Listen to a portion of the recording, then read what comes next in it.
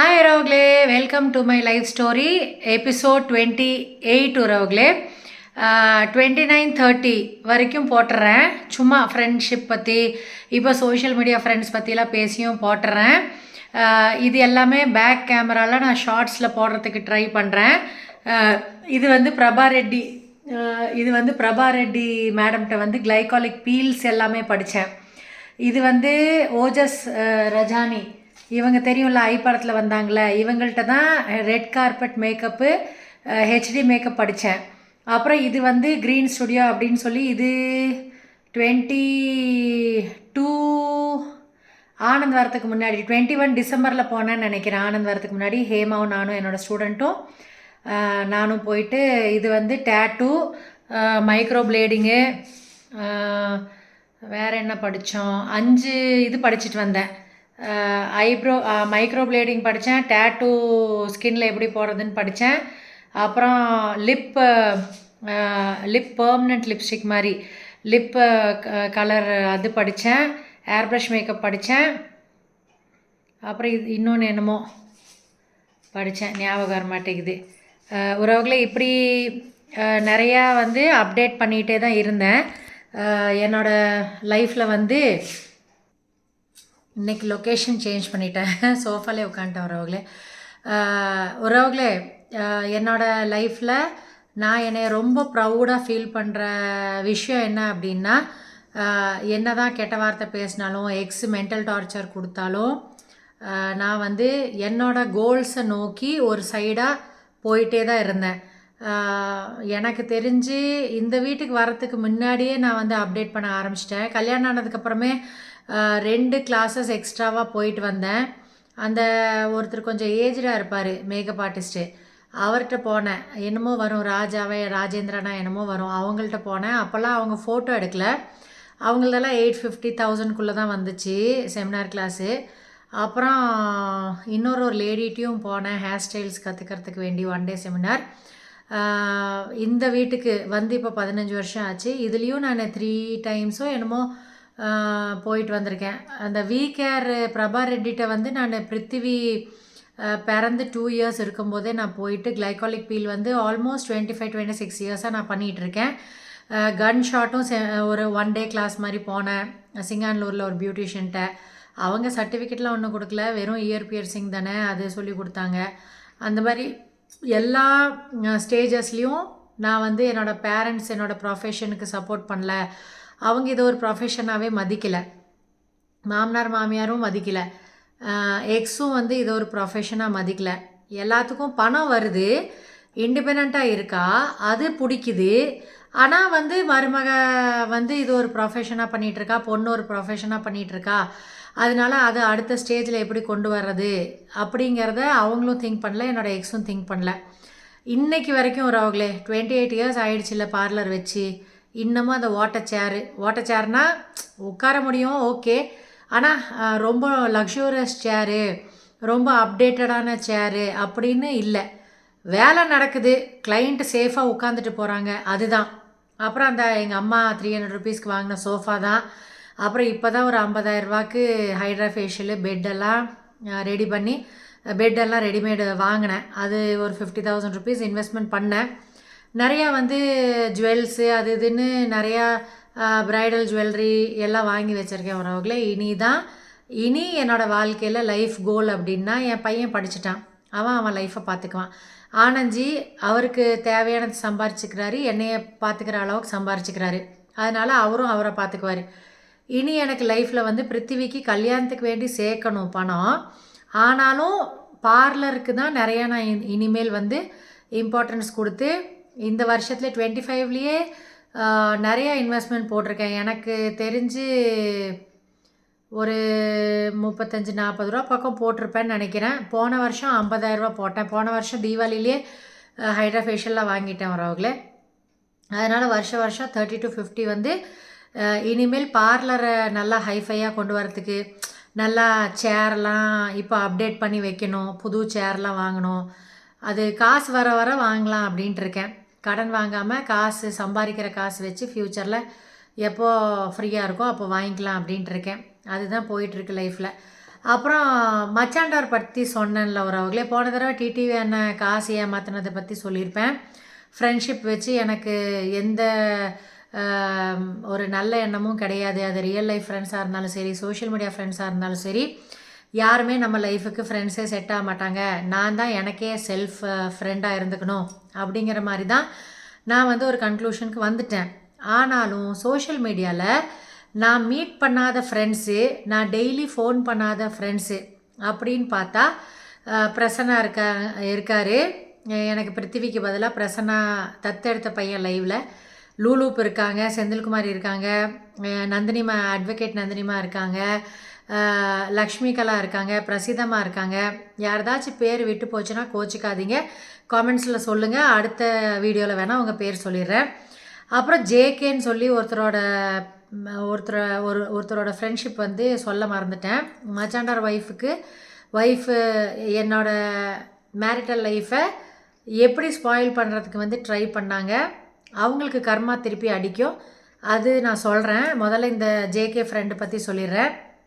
லுலு, பிரசன்னா, எல்லாம் லைவ் பார்க்குற எல்லாத்துக்கும், பிரபிதா, யார்தாச்சும் பேர் மறந்துட்டேன்னா சாரி உறவுகளே. அடுத்த 2 எபிசோடு வரும், 30th எபிசோடு வரைக்கும் போட்டு முடிச்சிடலான் இருக்கேன்.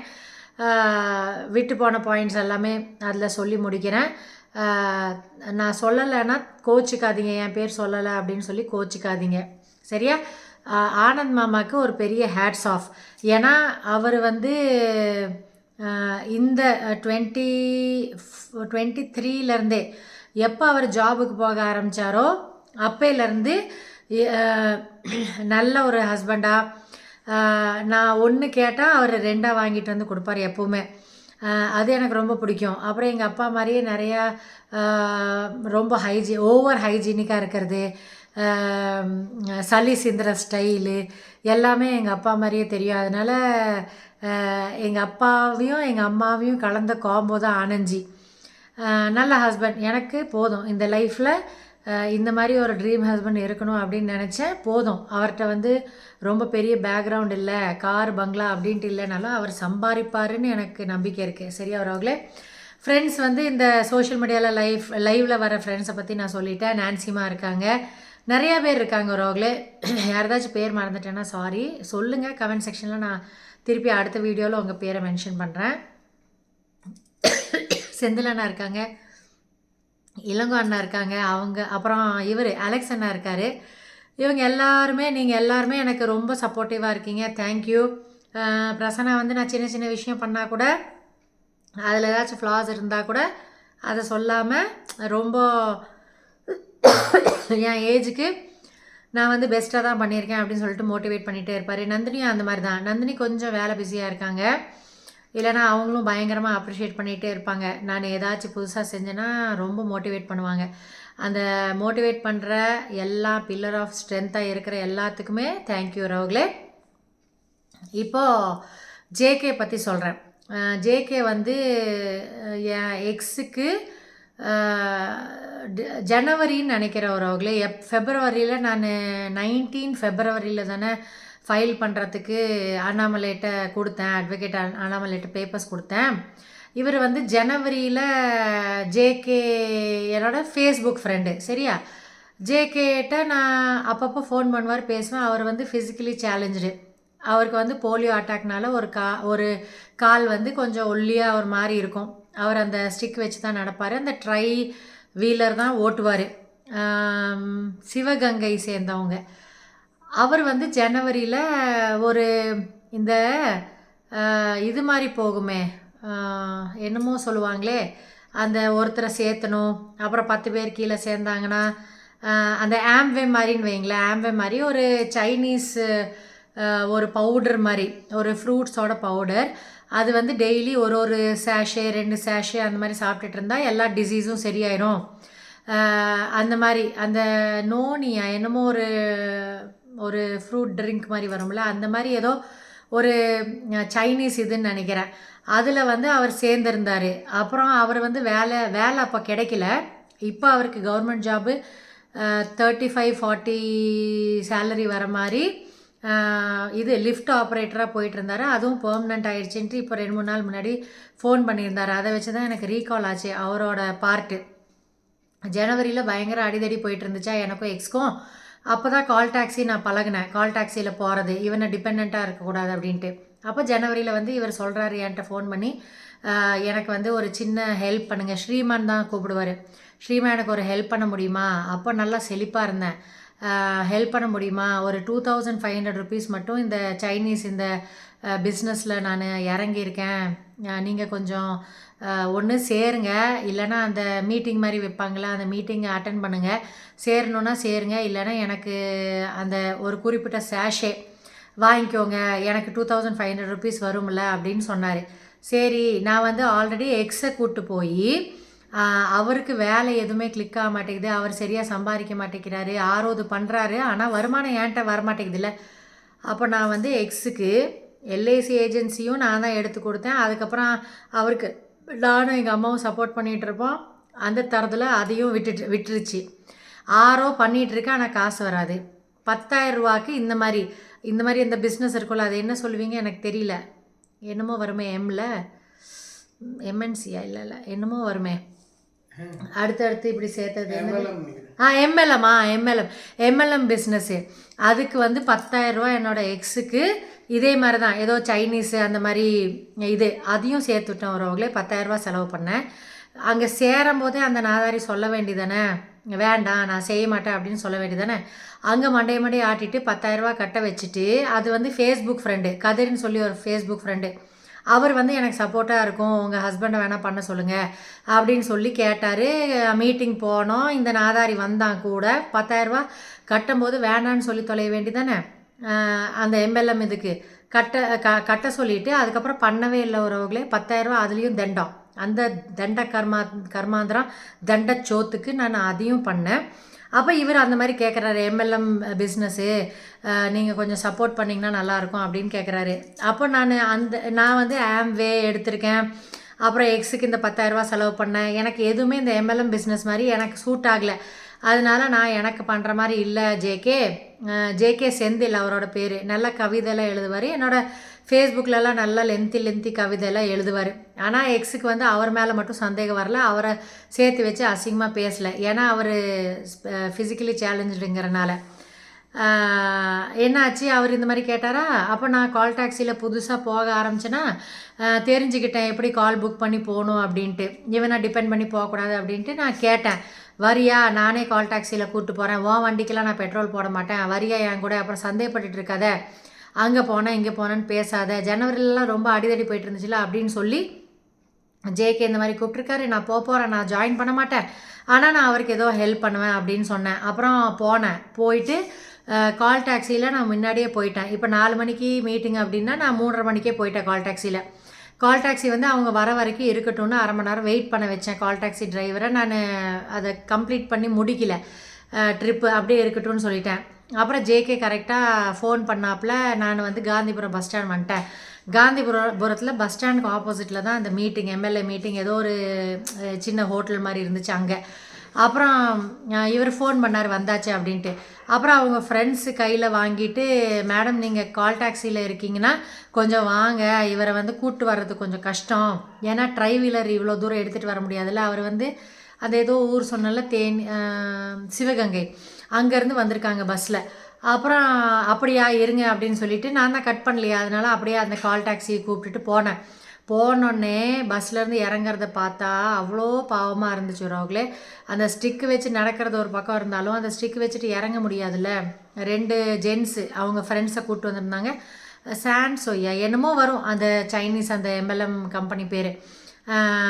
அவங்களும் சேர்ந்துருக்காங்க. அவங்க 2 பேர் தான் இவங்களை இப்படி அக்கலில் பிடிச்சி இறக்குறாங்க பஸ்ஸில். அப்போ எனக்கு ரொம்ப பாவமாக போச்சு. அப்புறம் சரி போகலாம் அப்படின்னு சொல்லிட்டு காரில் உட்கார வச்சு கூப்பிட்டு போயிட்டு அந்த மீட்டிங் அட்டன் பண்ணி, ஃபேஸ்புக்கில் அந்த ஃபோட்டோஸ் எல்லாம் இருக்கும், மீட்டிங்கில் எடுத்த ஃபோட்டோஸ் எல்லாம் இருக்கும்.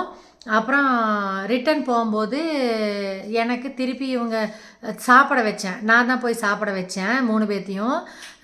அந்த அன்னபூர்ணா இருக்கும்ல, அதுதான் பக்கம், அந்த ஹோட்டலுக்கு பக்கத்துலேயே இருந்துச்சு அன்னபூர்ணா. அங்கே போய் சாப்பிட வச்சுட்டு ஒரு 7:30 8 மணி இருக்கும், சாப்பிட வச்சுட்டு அப்புறம் நான் கிளம்பலாம் அப்படின்ட்டு கால் டாக்ஸி புக் பண்ணேன்னா, அப்புறம் எனக்கு மனசு கேட்கல, இவங்க திருப்பி இவரை எப்படி தூக்கிட்டு போகிற மாதிரி.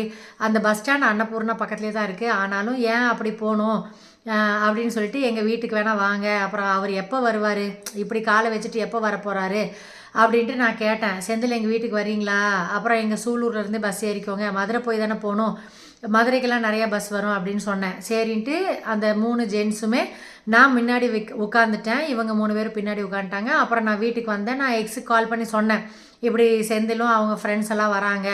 கொஞ்சம் முணுன்ட்டு இருந்தான், மூஞ்சி ஒரு மாதிரி வச்சுக்கிட்டு ஒரு மாதிரி அப்படின்னு கோவத்தில் சொல்லிட்டு இருந்தான்.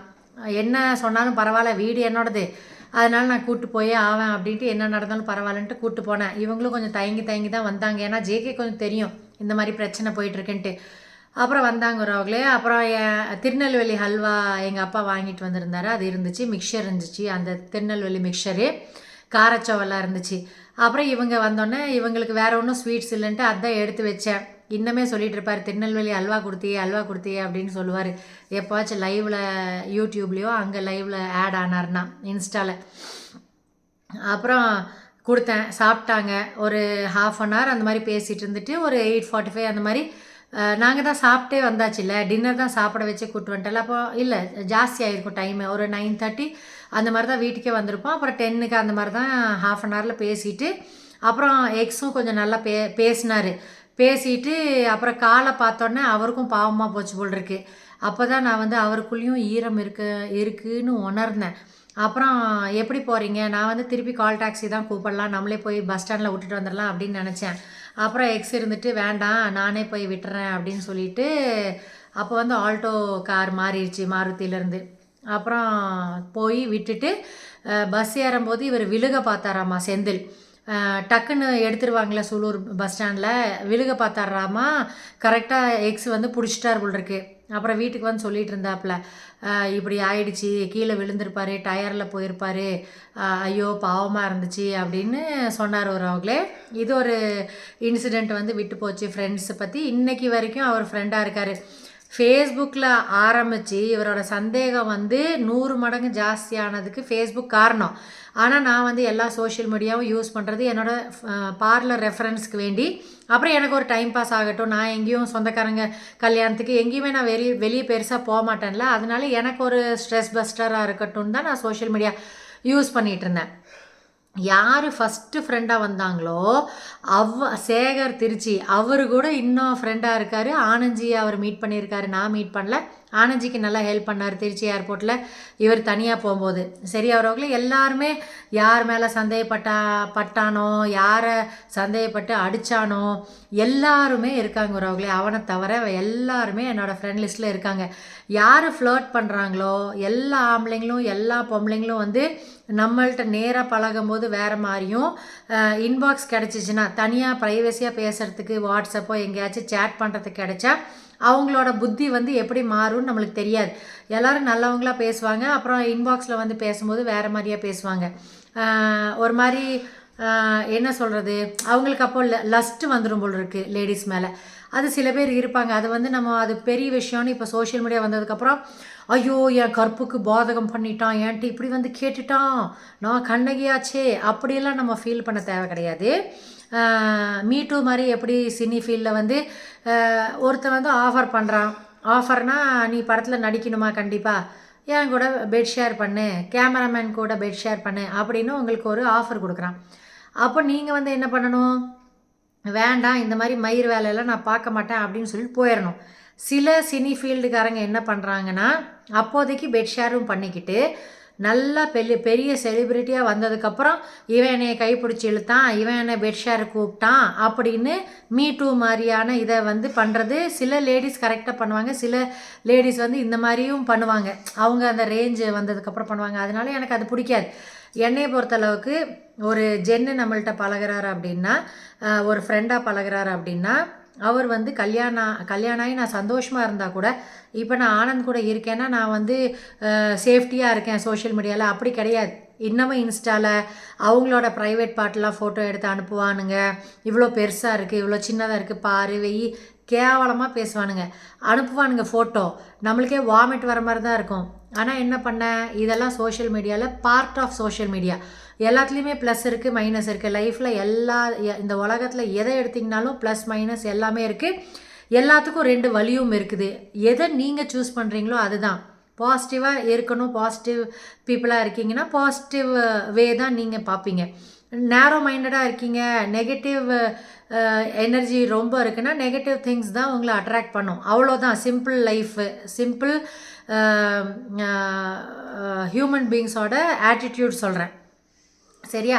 அந்த ஃப்ரெண்ட்ஸ் இது ஒரு இன்சிடெண்ட்டு. அப்புறம் ஒரு கிளைண்ட்டோட இன்சிடெண்ட் வரவங்களே 16ல் நான் வந்து டிவோர்ஸ் அப்ளை பண்ணியிருக்கேன்ல, 4 மந்த்ஸு போனேன்ல ஹியரிங்க்கு. அப்போது அந்த ஃபஸ்ட்டு மந்த் ஹியரிங்கில் நான் வந்து ஒரு கிளைண்ட்டோட ஹஸ்பண்ட் வந்து 41 42 தான் இருக்கும் ஏஜ், இல்லை 40 தான் இருந்துச்சான்னு தெரியல. அவங்க வந்து லவ் மேரேஜ், தமிழியன் மலையாளியை கல்யாணம் பண்ணியிருக்காங்க, மலையாளி பொண்ணு என்னோட கிளைண்ட். அவங்க அந்த பொண்ணு 2 ஆம்பளை பசங்க இருக்காங்க, சின்ன சின்ன பசங்க, 6th படிக்கிற பையன், 2nd படிக்கிற குழந்த, அந்த மாதிரி தான் இருக்குது. அவங்க ஹஸ்பண்ட் வந்து இறந்துட்டாங்க, எனக்கு தெரியாது, யாரோ இறந்துட்டாங்க அப்படின்னு நினச்சிட்டு இருந்தேன். அப்புறம் அவங்க வந்து தம்பி ஒய்ஃப் ஐப்ரோஸ் கூப்பிட்டு வரும்போது தான் தெரிஞ்சு, ஓ இவங்க ஹஸ்பண்ட் தான் இறந்துட்டாங்க அப்படின்ட்டு அவங்க சொன்னாங்க, என் ஹஸ்பண்ட் இறந்துட்டாங்க அப்படின்ட்டு. அப்புறம் நான் என்ன பண்ணேன், அப்போ தான் டிவோர்ஸ் அப்ளை பண்ணியிருக்கேன்னா இந்த எக்ஸ் நாதாரி வந்து 20 30 சிகரெட்டு, 30 பேக்கெட்டு பான் பராகு, பியர் வாங்கிட்டு வந்து குடிக்கிறது, இனி வெளியே தண்ணி அடிக்கிறானா என்னன்னு தெரில, நிறைய இந்த மாதிரிலாம் பண்ணிகிட்டு இருக்கிறனால டிவோர்ஸ் அப்ளை பண்ணி வச்சுருக்கேன். ஹியரிங் போயிட்டுருக்குது. இதில் நான் ஒரு கேனச்சி, நான் குடுன்னு அவங்க போனதுக்கப்புறம் வந்து எக்ஸ்ட்ரா சொல்கிறேன். அவன் காஃபியோ ஏதோ கலக்கிட்டு இருக்கான் கிச்சனில். நான் வந்து சொல்கிறேன், இங்கே பாரு இவங்கள தெரியுமில்ல, எங்கள் வீட்டு பக்கத்தில் தானே இருக்காங்க, இவங்கள தெரியுமில்லன்ட்டு ஒரு லேண்ட்மார்க் அடையாளம் சொல்லி அவங்க இப்போ தான் வந்துட்டு போகிறாங்க. அவருக்கு 40 தான் ஆச்சுன்னு நினைக்கிறேன் ஏஜ், 40 தான் ஆச்சு, இப்படி இறந்துட்டாராமா, ட்ரிங்க்ஸ் பண்ணி தான் இப்படி இறந்துட்டார் போல் இருக்கு, ஏதோ இல்னஸ் வந்து அப்படின்னு சொல்கிறேன். நீ வந்து நிறைய இப்படி பான் பராகலாம் போடாத, இப்படி பியர் குடிக்காத, தம் அடிக்காத, நாளைக்கு வந்து ஓரல் கேன்சர் வந்துட போது, 30 பேக்கெட்டு டொபாக்கோ போட்டால் என்னத்துக்காகிறது, அதனால ஏதாச்சும் வந்துட போது, உன் பையனுக்கு வேண்டியாச்சும் நீ உயிரோடு இருக்கணும்ல, உன் பையனை பார்த்துக்கணும்ல, உன் பையனை தான் உனக்கு ரொம்ப பிடிக்கும்ல அப்படின்னு சொல்கிறேன். வரவங்களே ஒரு நல்ல ஹஸ்பண்டாக இல்லைன்னா கூட ஒரு நல்ல ஹியூமன் பீயிங்காக இருந்தால், இப்போ நான் என் எக்ஸுக்கு பதிலாக இருந்தேன்னா நான் என்ன ரிப்ளை பண்ணியிருப்பேன், நீங்கள் காமெண்ட் செக்ஷனில் சொல்லுங்கள் லூலு. அப்புறம் காமெண்ட் செக்ஷனில் நீங்களும் சொல்லுங்கள், செந்தில்குமார் நீங்களும் சொல்லுங்கள். இப்போ நான் ஒரு ஆம்பளை, என் ஒய்ஃப் வந்து டிவோர்ஸ் அப்ளை பண்ணியிருக்கா, ஹியரிங் போயிட்டுருக்கு, நான் வீட்டுக்கு வந்திருக்கேன் பையனை பார்க்குறதுக்கு. அப்போ இந்த மாதிரி வந்து என்கிட்ட அக்கறைப்பட்டு சொல்கிறா. அப்போ நான் என்ன 2 ரிப்ளை கொடுப்பேன். ஒன்று, மூடிட்டு போ, நீ தான் டிவோர்ஸ் பண்ண போகிறல, நான் செத்த என்ன அப்படின்னு சொல்லி ஒரு ரிப்ளை கொடுத்துருப்பேன் காண்டாய். இல்லைனா கண்ணில் தண்ணி வந்திருக்கும், ஐயோ இவ்வளோ நல்ல ஒய்ஃபை வந்து நான் இப்படி பண்ணிட்டேனே அப்படின்னு சொல்லி, நீ என் மேலே எவ்வளோ அக்கறையாக இருக்க அப்படின்னு அழுதாச்சும் ஒரு ட்ரூவாக அழுது ஒரு இது சொல்லியிருப்பேன், ஒரு ஃபீலிங் சொல்லியிருப்பேன், ஒரு இமோஷன் காமிச்சிருப்பேன். இது 2 தானே நான் பண்ணியிருப்பேன் ஒரு ஆம்பளையாக இருந்தால். நீங்கள் சொல்லுங்கள் என்ன நீங்கள் பண்ணியிருப்பீங்க அப்படின்ட்டு. அவன் என்ன தெரியுமா சொன்னான், அந்த நாதாரிய மனுஷ சாணியை அப்பி ஒரு நாள் அடிக்கணும்னு எனக்கு ஆசை. சாகரத்துக்குள்ள இந்த ஒரு இன்சிடெண்ட்டுக்கு வேண்டி என்னையை துன்பப்படுத்தினதுக்கு, என்னையை அடித்ததுக்கு நான் வந்து டிவோர்ஸ் வாங்கி செப்பரேட் ஆகி நான் செகண்ட் மேரேஜ் பண்ணி ஒரு கைண்ட் ஆஃப் ரிவெஞ்சு எடுத்தாச்சு. அவன் பண்ணதுக்கெல்லாம் பாதி கர்மா நான் கொடுத்தாச்சு, இனி சாமி கொடுக்குறதான். ஆனால் அவன் வந்து அவங்க புது விடோ என்ன தெரியுமா சொல்கிறான், அவள் ஃப்ரீயாக தானே இருக்கா, அவன் புருஷன் செத்துட்டான்ல, ஃப்ரீயாக தானே இருக்கான், எவ்வளோ பணத்துக்கு வருவான்னு சொல்லு, நான் பணம் கொடுக்குறேன், அவளை வர சொல்லு, அந்த மாதிரி சொல்கிறான் வரவங்களே. இன்னமும் அந்த கிளைண்ட் எனக்கு வந்துட்டு தான் இருக்காங்க. அவங்க பையன் நல்ல ஒரு வேலையில் செட் ஆகிட்டாப்புல பெங்களூரில், இன்னொரு பையனும் நல்லா படிக்கிறான். அவங்க மாமியார் இருக்காங்க, அவங்க கொஞ்ச நாள் வேலைக்கு போயிட்டு இருந்தாங்க. அவங்களும் கேன்சர் பேஷண்ட் வேறு. அவங்க ஹஸ்பண்ட் சாகிறதுக்கு முன்னாடி அவங்க மாமனாரும் அவங்க ஹஸ்பண்டும் இவங்களை வந்து காப்பாற்றி கொடுத்து போயிருக்காங்க. அவங்க ஒரு ஃபைட்டர் விமன், அவங்க ஒரு சிங்கப்பெண். என்னை பொறுத்தளவுக்கு ரொம்ப கைண்டாக இருப்பாங்க. என்கிட்ட 3 தடவை அல்லக்காது சைடு இயர் பியர்சிங் 3 தடவை பண்ணியிருக்காங்க ஒரு அவங்களே. நல்ல ஒரு கிளைண்ட்டு, நல்லா கைண்டாக இருப்பாங்க, ரொம்ப கன்சர்ன்டாக இருப்பாங்க. தேவி அப்படின்னு நல்லா உரிமையாக எனக்கு மெசேஜ் போடுவாங்க. அந்த மாதிரி ஒரு பொண்ணு. இன்னமும் நான் அவங்கள ஐப்ரோஸ் எடுத்துகிட்டு அவங்க ஒரு 5 நிமிஷம் பேசிட்டு போனாங்கன்னா எனக்கு திருப்பி இதே தான் ரீகால் ஆகும். எந்த மாதிரி மிருகமாக இருந்திருந்தா அவனுக்கு வந்து ஒருத்தர் ஹஸ்பண்ட் இறந்துட்டாங்க, ஒரு கைண்டான ஒரு வேர்ட்ஸ் சொல்லலாம், இல்லைன்னா பரவாயில்ல என் மேலே அக்கறை எடுக்கிற அப்படின்னு சொல்லலாம் இல்லாமல் எப்படி ஒரு சி ஒரு புத்தியாக இருந்திருக்கான் அப்படிங்கிற மாதிரி எனக்கு ரொம்ப நாள் அது ஞாபகம் வந்துகிட்டே இருக்கும். அவங்க வரும்போதெல்லாம் ஞாபகம் வந்துகிட்டே இருக்கும். அவங்கள்ட்டையும் நான் ஷேர் பண்ணியிருக்கேன். அவங்களுக்கு தெரியும் இந்த டவுட்ஃபுல்னஸ்னால தான் நான் இப்படி டிவோர்ஸ் கோத்ரூ பண்ணிகிட்ருக்கேன். எல்லாம் தெரியும், என்னோடய ஸ்டோரி எல்லாம் தெரியும். ஆனால் அவங்க அதை வந்து சீரியஸாக எடுத்துக்கல. அவனே ஒரு கெட்ட புத்தி தானே, அவன் இந்த மாதிரி தானே திங்க் பண்ணுவான், அந்த மாதிரி சொல்லிட்டாங்க ஒரு அவங்களே. ஆனால் எனக்கு அது ரொம்ப மனசுக்கு வலிக்கும். ஏன் இந்த மாதிரி இருந்தான், இந்த மாதிரி இருப்பானா, ஒரு ஒரு ஆம்பளை இந்த மாதிரி இருப்பானா, இவனை என்ன என்ன மாதிரியான கேட்டகரியில் இவனை வைக்க, மனுஷனா மிருகமா ஆம்பளையா என்ன இதில் வைக்க அப்படிங்கிற மாதிரி எனக்கு இருக்கும் ராகுலே இன்னைக்கு வரைக்கும். இப்போ வாங்க நம்ம வந்து கல்யாணம் ஆனதுக்கப்புறம் நான் வந்து அங்கேயும் பார்லர் வச்சு பொள்ளாச்சிலையும் நான் 20,000க்கு மேலே ஸ்பெண்ட் பண்ணி இன்னொரு சேர் வாங்கி எனக்கு தெரிஞ்ச ஒரு 30,000 ருபீஸ் செலவு பண்ணியிருப்பேன். ஒரு கண்ணாடி, ஒரு சேரு, அப்போ லேட்டஸ்ட்டாக என்ன சேர் இருந்துச்சோ அதுதான் வாங்கினேன். 4,000 5,000 வாங்கியிருப்பேன். அந்த செவுரு கட்டி அதுக்கு நான் தான் காசு இது பண்ணி நான் வந்து எக்ஸு கூட என்ன மாதிரி சுச்சுவேஷனாக இருந்தாலும் நம்ம சம்பாரித்து நம்ம குழந்தைய பார்த்துக்கலாம் அப்படின்ட்டு தனி கொடுத்தனும் வரக்கூடாது. என் மைண்டில் வந்து ஒருத்தனுக்கு ஒருத்தியாக இருக்கணும், மாமனார் மாமியாரை நல்லா பார்த்துக்கணும், அம்மா அப்பாவை நல்லா பார்த்துக்கணும், குழந்தைய நல்லா பார்த்துக்கணும், மச்சாண்டார் நல்லா இருக்கணும், அவங்களுக்கு வேண்டி நான் நம்மளால் என்ன நல்லது பண்ண முடியுமோ அதை நல்லது பண்ணணும், என் தம்பி நல்லா இருக்கணும், தம்பி ஒய்ஃப் நல்லா இருக்கணும், அந்த மாதிரி இதுதான் ஃபேமிலி, இதுதான் என் உலகம், அப்படி தானே இருந்தேன். அப்போ நான் எக்ஸு கடை எடுக்கிறான் அப்படின்னு தெரியறதுக்கு முன்னாடியே கடையிலேருந்து காசு வரல அப்படிங்கும் போதே பிருத்திவி வந்து ஒரு 8 மாதம் 9 மாதம் இருக்கும்போது தான் நான் லேண்ட் வாங்கினேன்னு நினைக்கிறேன். அந்த டைமில் தான் நான் பார்லரும் வச்சு பார்த்தேன்.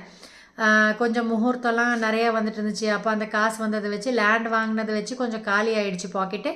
அப்புறம் கொஞ்சம் காசு வந்ததை வச்சு தான் நான் அங்கேயும் பார்லர் கிட்டத்தட்ட 1 வருஷம் 1.5 வருஷத்துக்கு மேலே வச்சுருந்துருப்பேன். ஆனால் நான் என்னோடய ஸ்டோரியில் சொன்னேன்ல, அங்கே வந்து ஐப்ரோஸ்க்கே இங்கே 10 ரூபாய்க்கு எடுத்துகிட்ருக்கேன்னா அங்கே 5 ரூபா தான் கொடுப்பாங்க. டை வந்து 50 ரூபாய்க்கு போட்டுட்ருக்கேன்னா 10 ரூபா தான் கொடுப்பாங்க டை போடுறதுக்கு. எல்லாருமே நல்ல பணக்காரங்களாக தான் இருப்பாங்க. ஸ்டேட் கவர்மெண்ட்லேருந்து ரிட்டையர் ஆன அந்த காலனி மாதிரி தான். ஆனால் யாருமே காசே செலவு பண்ண மாட்டாங்க எந்த லேடிஸும். ப்ளவுஸ் தைச்சாங்கனாலும் 40 ரூபா ப்ளவுஸு, 10 ரூபா 15 ரூபா அப்படி தான் கொடுப்பாங்க. அப்புறம் நிறையா தலகாணி உரை அது இதுன்னு கொண்டு வந்து கொடுத்துட்டு அதுக்கும் காசு கம்மியாக தான் கொடுப்பாங்க. அந்த மாதிரி நான் வந்து தனி கொடுத்தனும் வரக்கூடாது, மாமனார் மாமியார் கூடயே தான் இருக்கணும், அவங்க வயசான காலத்தில் நம்ம பார்த்துக்கணும், அந்த மாதிரி தான் நான் வந்து டிப்பிக்கல் மருமக, டிப்பிக்கல் ஒரு தமிழ் பொண்ணா அந்த மாதிரி தான் என்னோடய தாட்ஸ் எல்லாம் இருந்துச்சு. என்றைக்குமே நான் தனி கொடுத்தனும் வரணும்னு நான் வந்து நினச்சும் கூட பார்க்கல. நான் வந்து என்னோடய சைட்லேருந்து எல்லாமே ட்ரை பண்ணி எக்ஸுக்கு என்ன தான் பிரச்சனை, கடையில் என்ன தான் பிரச்சனைன்னு எல்லாம் அப்சர்வ் பண்ணி மாமனார்கிட்ட சொல்லியாச்சு.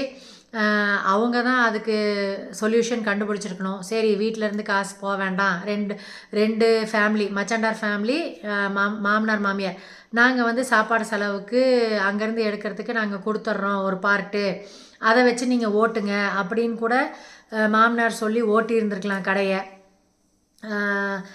நான் புரிய வச்சு கூட என் வயசுக்கு நான் புரிய வச்சேன். நீங்கள் வந்து நிறையா காசு அதுலேருந்து எடுத்துட்டீங்க, திருப்பி இன்புட் போடுறதில்ல, இப்போ 1000 ரூபா வந்திருக்குன்னா ஒரு 300 400 ரூபா அதில் திருப்பி திங்ஸ் வாங்கி போட்டால் தான் நம்ம 600 ரூபாவோ 500 ரூபாவோ வீட்டுக்கு எடுத்துகிட்டு வர முடியும்.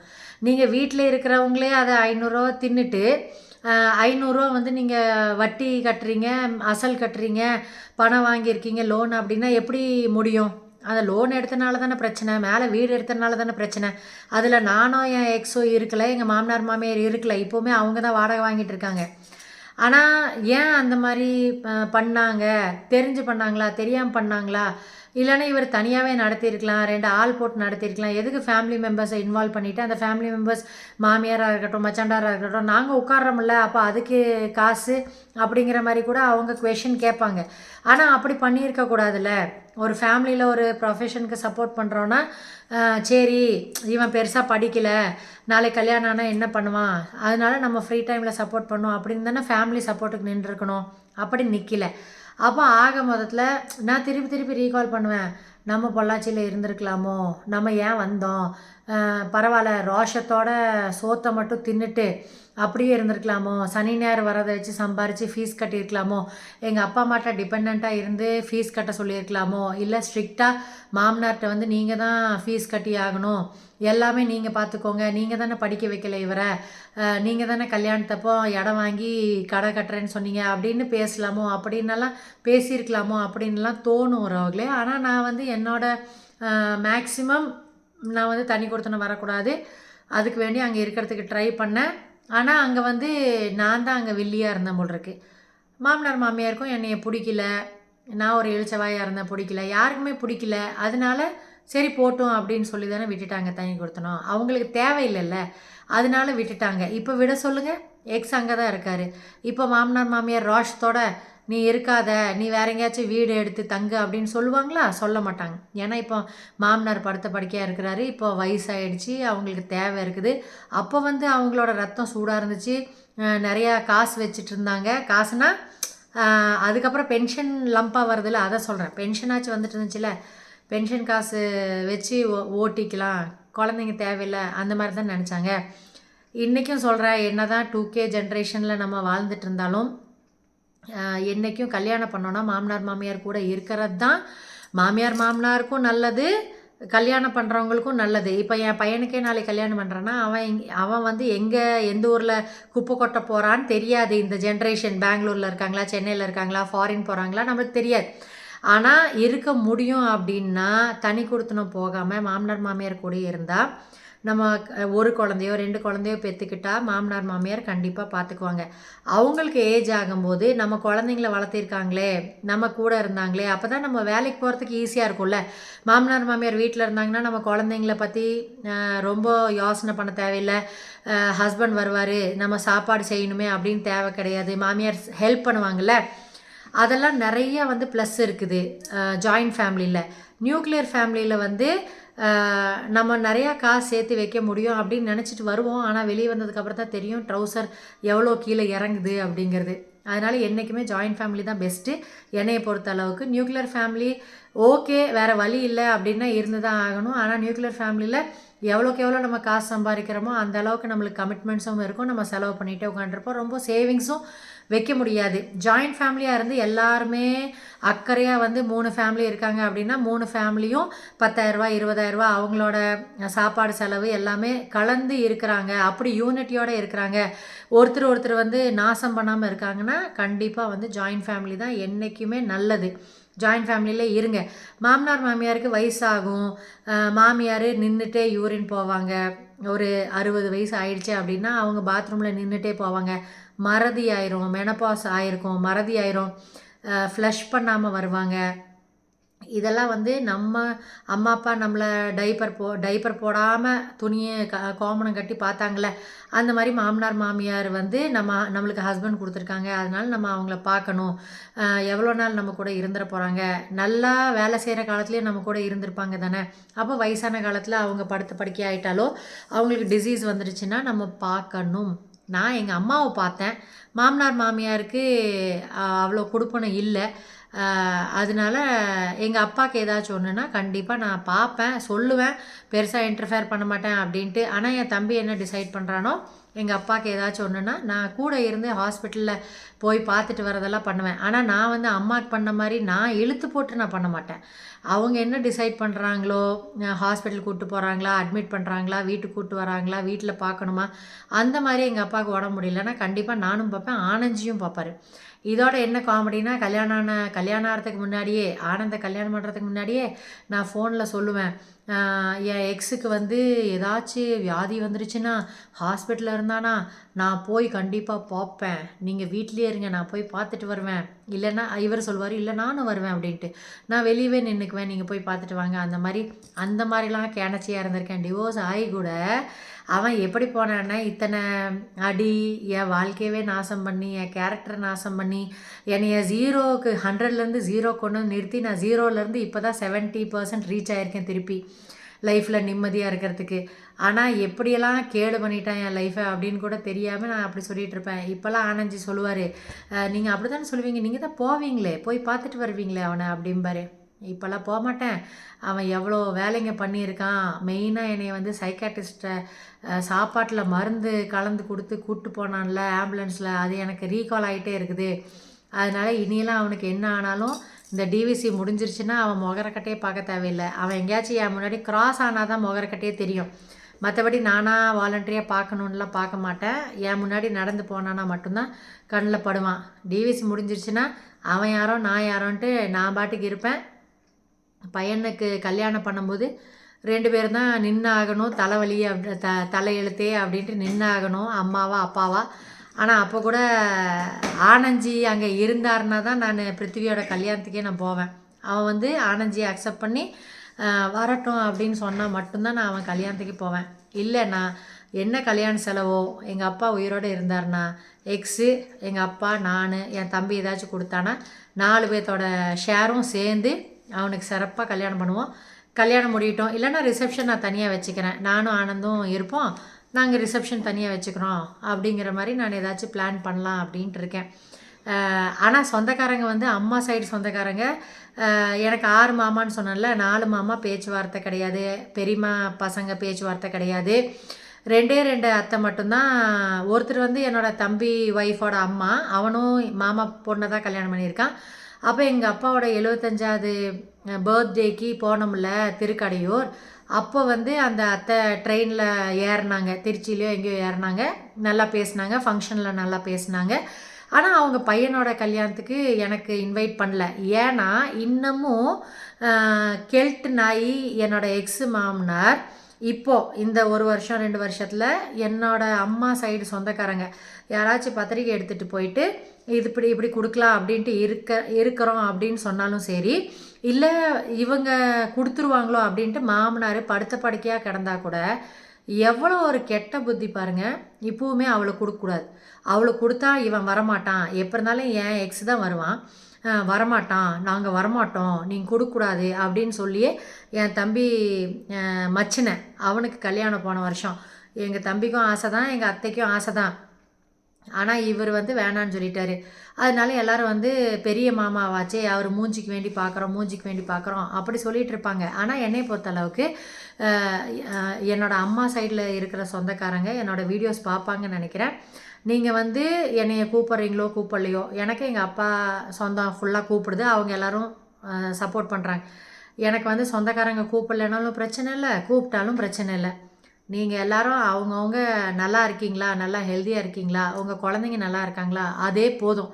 நீங்கள் எல்லாருமே என் ப்ரேயர்ஸில் இருப்பீங்க, கெட்டவங்களோ நல்லவங்களோ என் ப்ரேயர்ஸில் இருப்பீங்க. நீங்கள் நல்லா இருந்தால் அதே போதும்.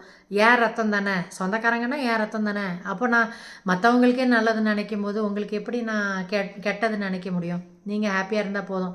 எனக்கு பத்திரிக்கைலாம் கொடுக்கலனாலும் நான் அதை பற்றி ஒன்றும் ஃபீல் பண்ண போகிறதில்ல. ஆனந்தும் ஒன்றும் ஃபீல் பண்ண மாட்டார். கூப்பிட்டா சிறப்பாக போயிட்டு பண்ணிவிட்டு பக்கத்தில் என்ன ஏரியா இருக்கோ அங்கே சுற்றி பார்த்துட்டு வருவோம் கல்யாண ஃபங்க்ஷனுக்கு. கூப்பிடலன்னா மொய் மிச்சம் அப்படின்னு இருந்துகிட்ருக்கோம் உறவுகளே. அதுதான் நடந்துகிட்ருக்கு. இப்போ வந்து கல்யாணத்துலேருந்தே நான் வந்து எங்கள் வீட்டில் ஒரே பொண்ணு தானே, ஒரு பையன் ஒரு பொண்ணு. எங்கள் வீட்டில் தம்பி மட்டும்தானே இருக்கான். எனக்கு அக்கா தங்கச்சி கிடையாது. எங்கள் ஆத்தூர் லதாக்கா தான் எனக்கு ரொம்ப க்ளோஸு. சில வேறு கசின்ஸும் ரொம்ப க்ளோஸ் தான் அப்பா சைடில் இருக்கவங்க.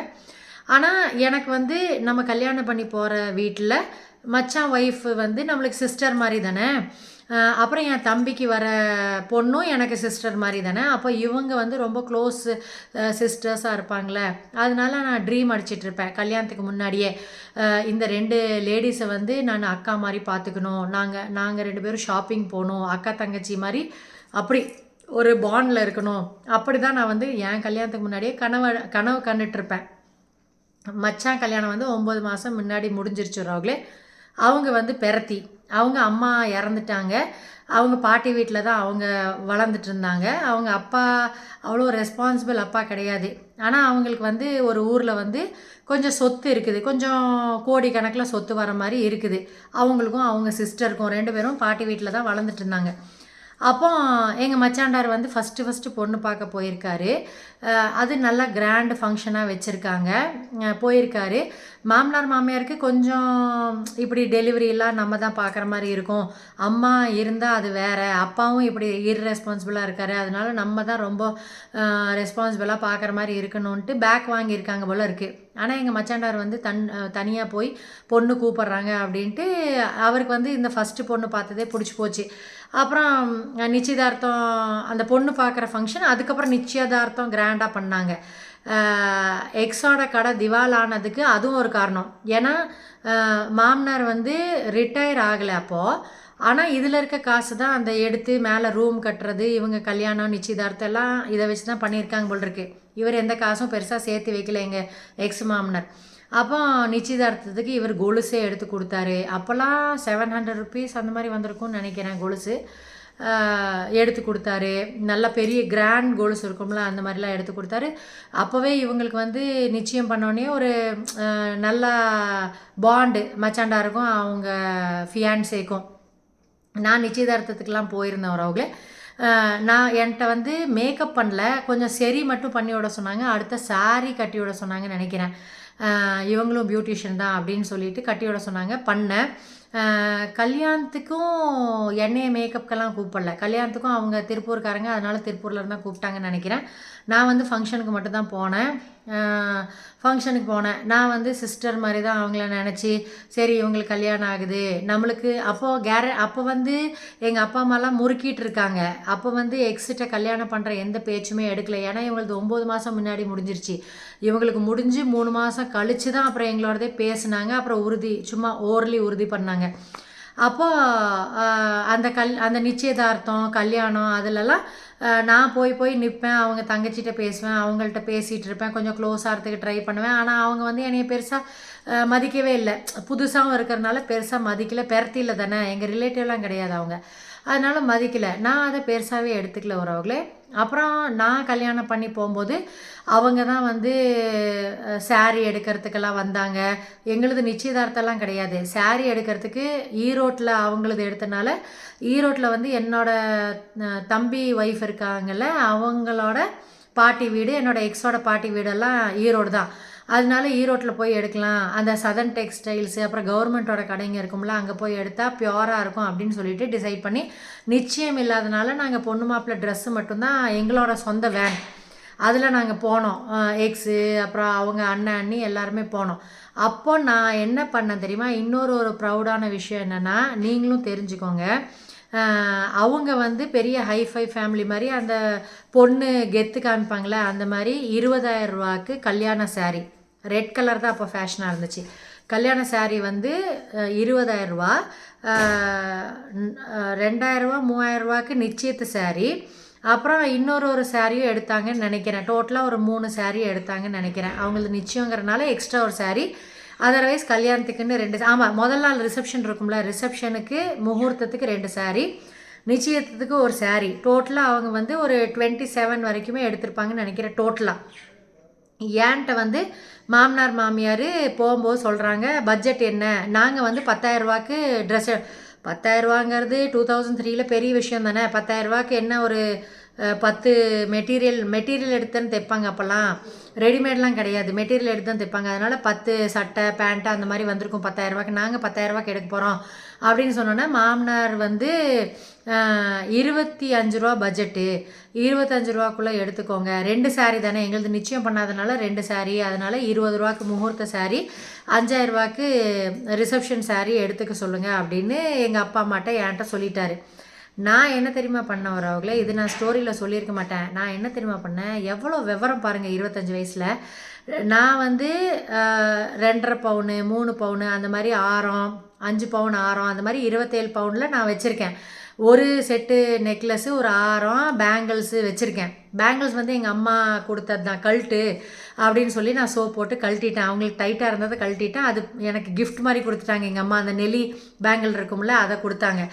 அப்போ என்கிட்ட 27 பவுன் நானே தனியாக சேர்த்து வச்சுருந்தேன். அம்மாது தனியாக நகை தான் 23 பவுனோ என்னமோ கல்யாணத்தப்போ கொடுத்தது.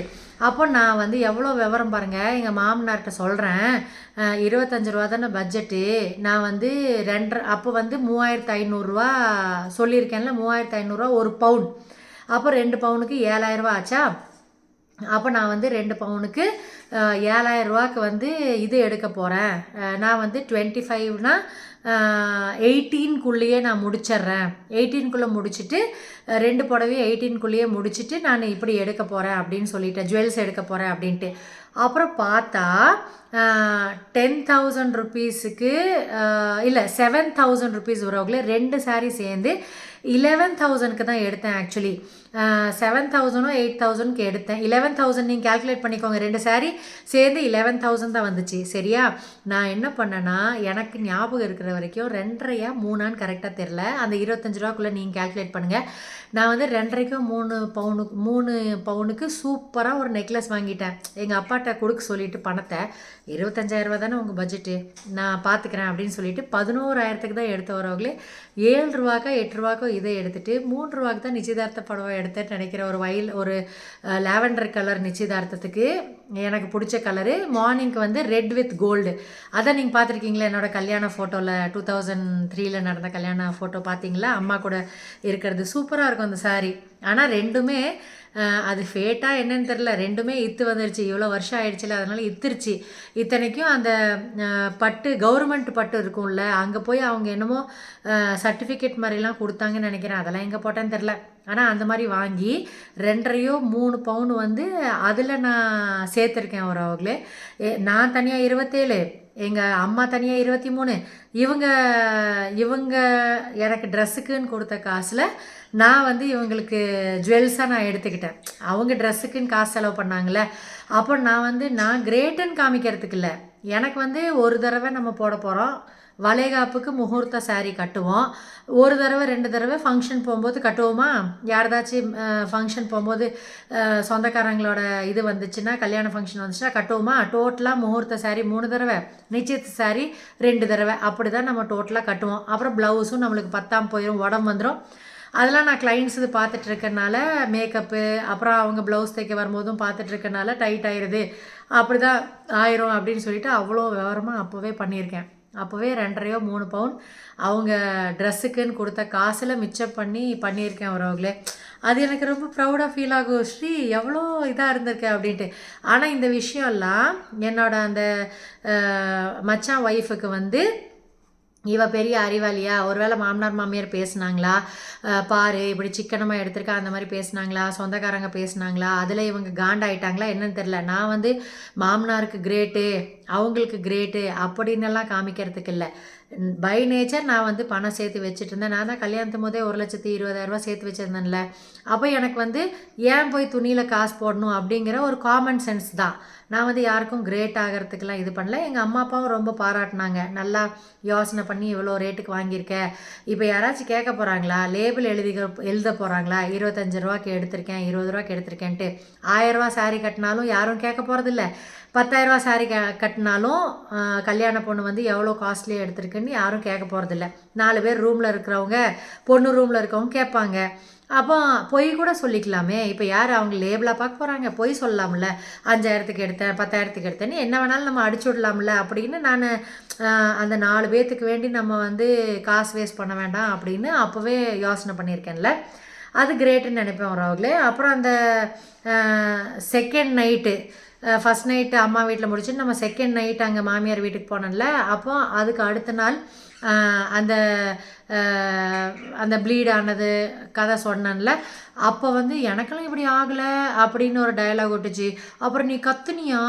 அதுக்கு என்ன ஹெட் வெயிட்னா, மேலே தனியாக அவங்க புது வீடு கட்டினதில் அவங்க இருக்காங்களாமா, அவங்களுக்கு ப்ரைவசி இருக்காமா. கீழே வந்து பக்கத்தில் இருக்கா, மாமனார் பெட்ரூமும் எங்கள் பெட்ரூம் பக்கத்தில் இருக்கனால நான் ரேப்பாக பண்ணுறாரு எக்ஸு. கொத்துனீங்களா? நானும் கத்துனேன், எனக்கு மேலே இருந்துச்சு, அதனால எனக்கு ஈஸியாக போச்சு அப்படின்னு நக்கல் பண்ணுதாமா. உனக்கு வந்து உனக்கு சொந்த அத்தை மாமாவாக இருந்தால் கூட பாரு, நாங்கள் தான் புது வீடு கட்டி மேலே இருக்கிறோம், பிச்சை போட்ட மாதிரி தான். எக்ஸோட கடையில் இருக்க காசை தான் ஆட்டை போட்டு மேலே இருந்துட்டு இருந்தாங்க. ஆனால் அதுவுமே என்ன பிரச்சனையாச்சுன்னு தெரில. நான் எதை பண்ணாலும் பின்னாடியே சேம் பண்ணுவாங்க அந்த மேடம். நான் 2வது குழந்தை பெற்றிருந்தா அவங்களும் பெற்றிருப்பாங்க.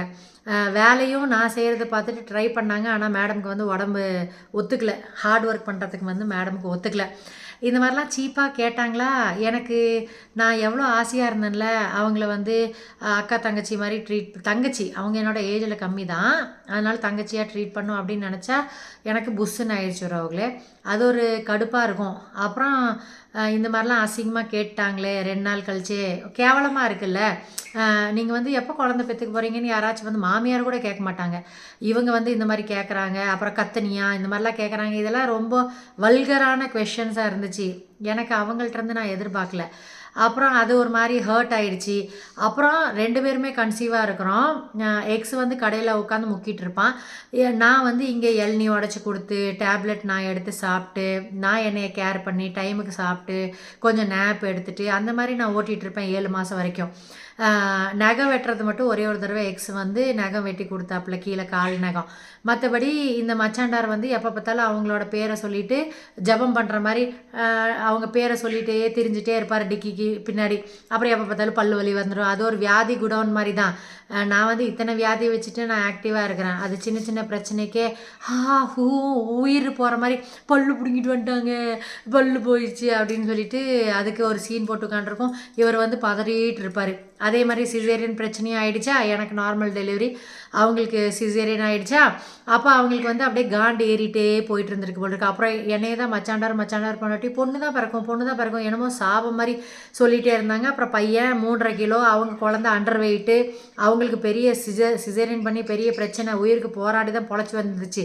அப்போ இதெல்லாம் எனக்கு வந்து எல்லாமே பாசிட்டிவாகவே நடக்க அந்த மேடமுக்கு வந்து காண்டு ஏறிட்டே இருந்துச்சு ஒரு அவங்கள அப்படின்னு நான் நினைக்கிறேன்.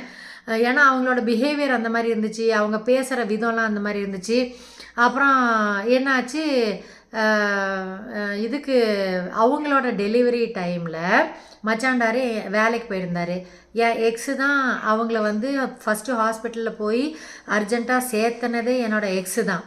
சரியா, நானும் சரி என் எக்ஸும் சரி அவங்களுக்கும் அவங்க அண்ணனுக்கும் நல்லது தான் பண்ணியிருக்கோம். நாங்கள் என்றைக்குமே கெடுதல் நினைக்கிறதோ, இவங்க சம்பாதிக்காமல் போகணும் அந்த மாதிரி நினைக்கிறதோ, இவங்க இன்னும் உடம்பு சரியில்லாமல் போகணும், எந்த கெட்டதும் நானும் என் எக்ஸும் நினச்சதே கிடையாது.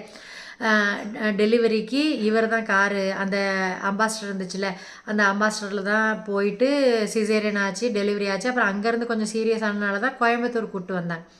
இந்த மாதிரி நடந்துச்சு.